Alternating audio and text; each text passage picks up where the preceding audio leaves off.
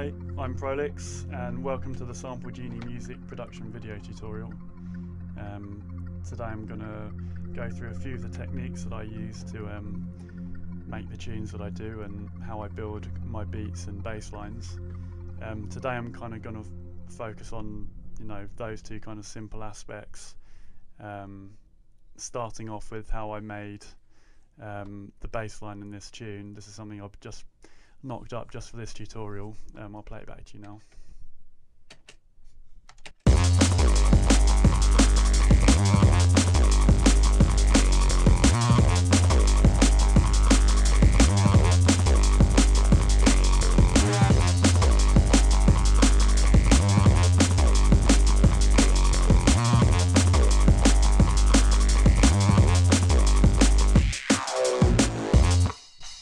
So it's kind of like a simple roller, just like big distorted bass line and kind of quite lively sounding drums. So first thing we'll look at is how I made the bass. Obviously, as you can see, I use Cubase, and included with Cubase is a synth called Prolix. At first, like when you play around with it, it doesn't appear to be too much to it, but you can get some decent results, plenty of distortion. I'll just show you how. This is a Reese that I made straight from a preset, from the default actually. 3 oscillators, 2 of them saw waves, slightly detuned against each other, and then a sub, which is actually a square. Or is that a square? Maybe that's a triangle as well. So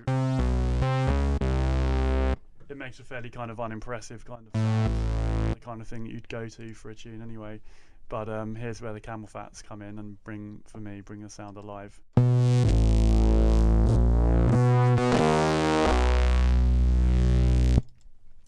Camel fat is my kind of go-to distortion. I pretty much use it on everything. Here I've added a generous amount of mech and tube distortion, a bit of bit crushing. It also has a slow kind of notch filter, which the rate is set to 4 bars, so it kind of will gradually notch over 4 bars, just kind of changing the sound as the sound develops. There's also quite a lot of compression on it. For me, for this sound, that wasn't quite distorted enough, so I've chucked another one on.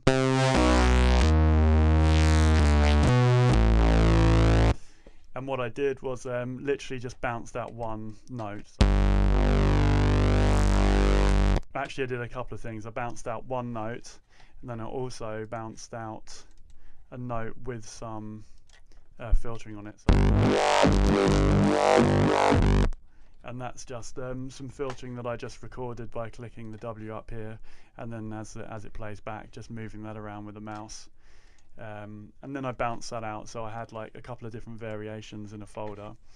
And then what I do is I use Contact as a sampler. So I'll just show you what I did with that. If I go into Contact, this is the sound. Sound like that.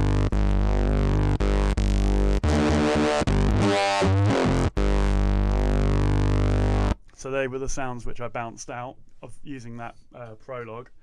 And then I put them into here, and basically, is it going to play back for me? Why is it not playing back? Oh, here we go. For some reason the MIDI wasn't connected. Right. So here is that sound. What I've done is I've set a loop point and looped it, and also I've added some portamento. Here, the way you do that is go into the script editor up the top, go to presets, factory, performance, unisono portamento, and you get this box comes up, and you switch that from off to on, add the amount that you want, and then over here I've left this all off actually for this, but the important thing was to set the loop point, and it was actually a process of kind of playing with it as the beat was playing, just to make sure I was getting the correct kind of loop. So if I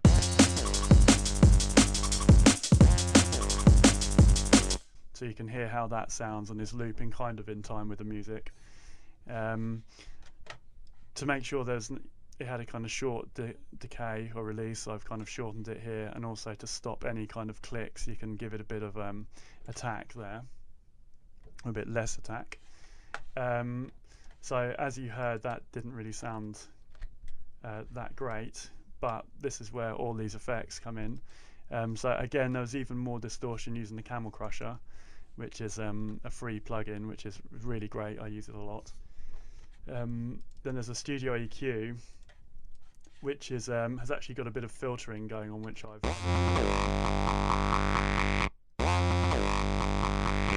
so I literally just grabbed a point and recorded drawing that in. Then after that, there's even more distortion.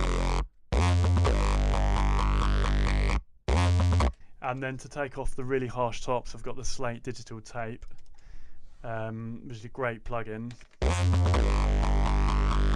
Basically, it just basically takes off all the tops in kind of a nice saturated way, so I'll play back with and without.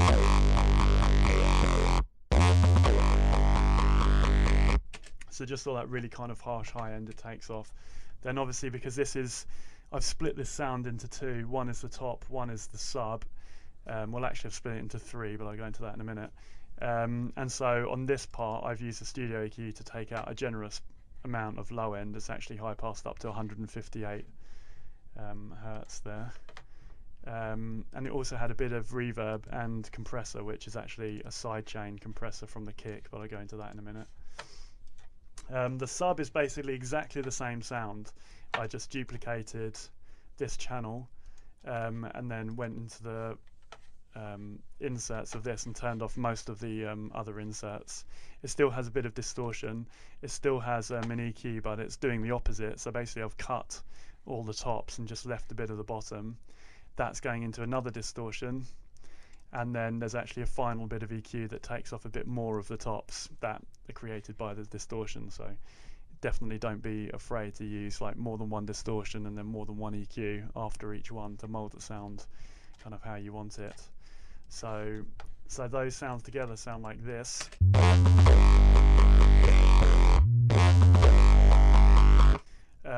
I always split them that way. I mean, I know some people like to basically make one sound and send it to 3 different outputs, but I prefer having the freedom of having different channels, because it means in some sections you might just want the sub playing. You can just play that, or kind of play different notes, variations on it. I've also made a third top out of the same sound. This one is kind of got very kind of wet effects on it. It's got a lot of reverb on it, and it's also got a stereo spread on it, just to make it a little wider. And the way I've done that is over in Cubase in this section, in Contact, the unisono part, or the unison part, put it up to 3 voices, detuned it a slight bit, and set the spread to 57. So if I play that back, you can hear that's kind of narrow. And then if you put it up like that, you get a quite a wide sound. So I've layered that on top of the other one.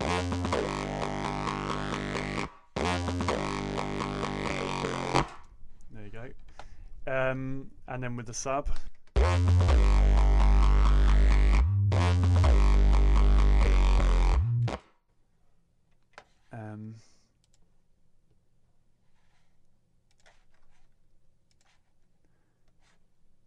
the bass turnaround over here is the same sound.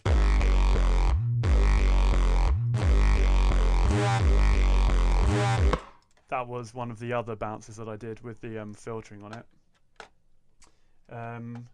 So yeah, it's kind of basic stuff really in terms of kind of layering and processing.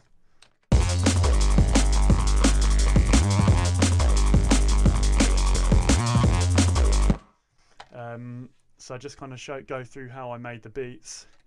The beats are actually based on one of the sounds which you can get from one of my packs in Sample Genie. It's actually called, that's the name of the break, Thug break. What I've done is I've separated it into 3 channels. So on this channel, it's actually got clicks on it, so I need to select all those events, make sure, oh, what's that? Make sure there's no clicks. Still a few actually. I'm going to shorten it even more.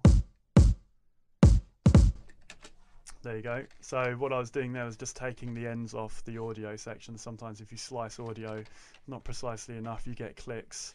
The way to get around that is just to use the envelope tool and just take a bit of the edge off there. So basically, yeah, I separated the kicks and the snare. This snare is actually pitched up from the original. This is pitched up, I think, 3 semitones.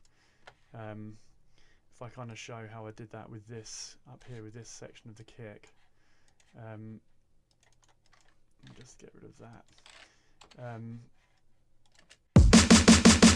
So that was the original snare, that was the original pitch of the snare, and I've pitched it up using the transpose tool in Cubase and turning off time correction, because when you pitch it up you want, instead of kind of pitching it but keeping it the same length, you want it to become shorter and tighter.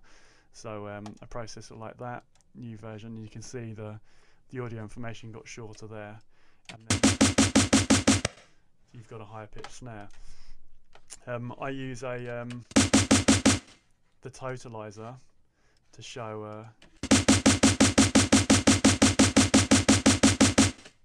show me where the frequencies are hitting, and you can see that kind of like a 250 hertz snare really. So instead of like the average or the standard 200 hertz that people seem to use a lot. So yeah, so I've pitched that up a little bit to make it kind of tighter. So if I just solo those parts now.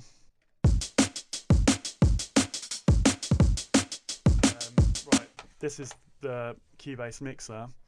You can see these elements here at the moment. They've all got a little bit of EQ on them.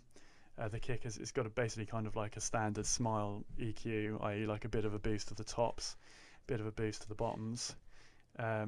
This also has a camel crusher, which is acting as a clipper, and it's basically just stopping the signal going over 0 on that channel. I'll show you that now. And if I turn this off, you can see that the channel goes over the, well, goes kind of into the red, it goes over 0. So I turn that on, and all the information is clipped off at 0. So basically you have to make sure the distortion, compression, and the filter is turned off, and the master is on. And it also has to be post fader, so in the bottom half of, or the last 2 slots on the inserts. So we have all those being sent to a Beats bus, and if I play that back like that, it sounds quite dry. And on there we've got a compressor, which is just doing some very kind of light compression, very low ratio, not doing a great deal at all. Bit of a studio EQ, again just kind of taking off the bottoms because there's a lot of weight in the kick which is clashing with the sub, so I cut that out. Then I've got 100% or ascend going to this EQ, which is the EQ that comes with Cubase. Mix at 100%. This is a preset called drums, or tight drums basically. And what I've done here is mixed in the amount. So you can hear how, you know, it adds a bit more kind of verb and life to the drums, difference.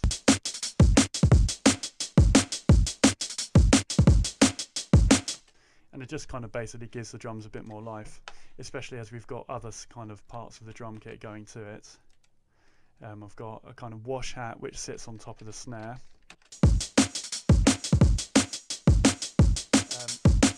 A steady hat which I've actually panned out to the right.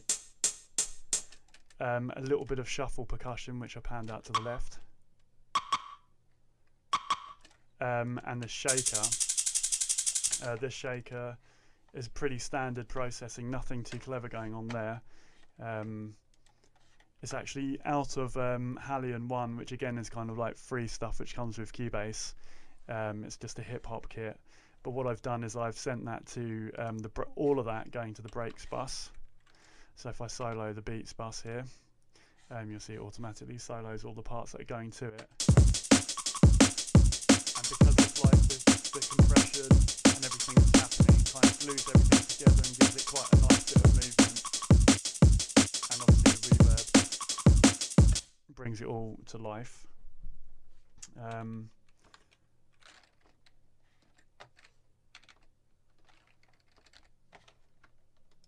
There we go. Yeah, so I'll play that back to you again.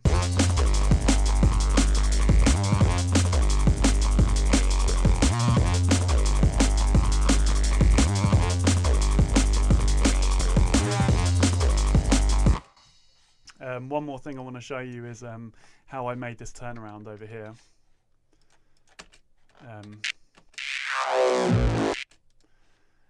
Basically, it was again with the sounds which I made out of Prolix earlier. If I turn these off for a moment. Okay, so the original sound was actually this. This is what I bounced.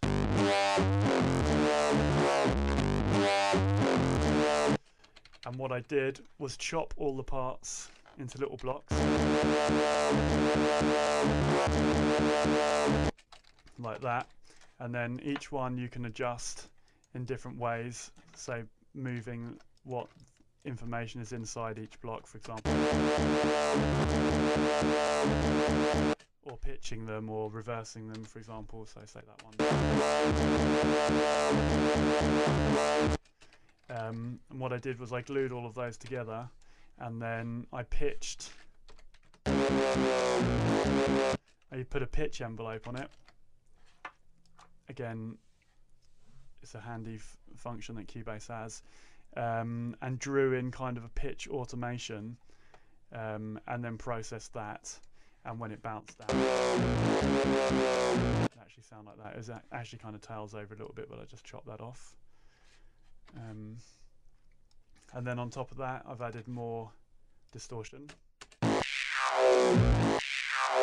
and automation on the bandpass filter or on the switch with resonance pretty high, just to get that kind of tearing sound.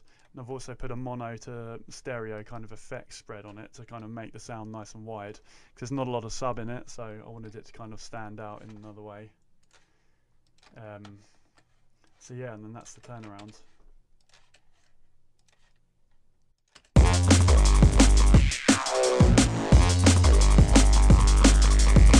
Okay, so I just want to go through kind of how I balance my tunes. There are certain things that I look for in terms of the volume of which frequencies should be hitting where. I'm just going to play the song back and show you my analyzer here. You'll kind of, when I play, this is actually external to Cubase, so it runs just on my desktop, which is really handy, but you can't see it unless I drag it in the window.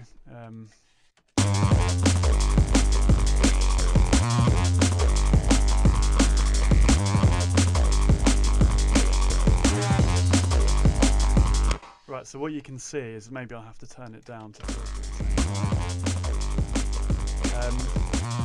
okay, basically these levels, here is the sub, here is the kick, and here is the kind of main weight of the snare, and you'll notice that they're all roughly kind of a similar kind of average, and that's kind of key, and that's the very top, kind of the top end of the house. And I think it's kind of, this is kind of what I look for to try and getting a good kind of round mix. It's like having those frequencies roughly in the same like area. Some different producers have kind of different styles, and they like, some people have like really heavy bass, some people have very weighty kicks, and some people go for huge kind of snare bumps at around 200 Hz or 250 Hz.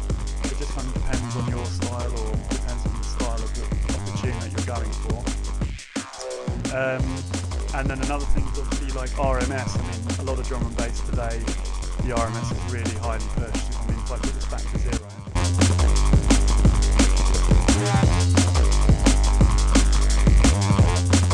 You can see the RMS there was around 5-6, but it's not uncommon for drum and bass tunes these days to go for, 3 and 4, and are very heavily pushed. I'm as guilty of that as anyone, I suppose.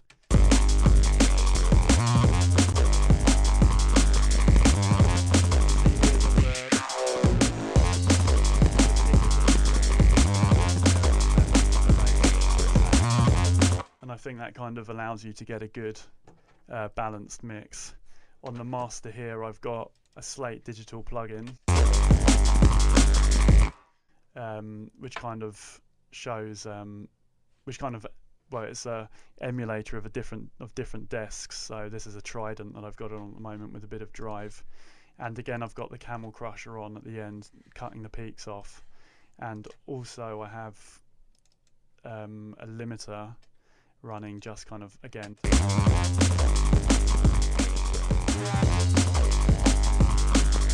just kind of adding a bit of punch.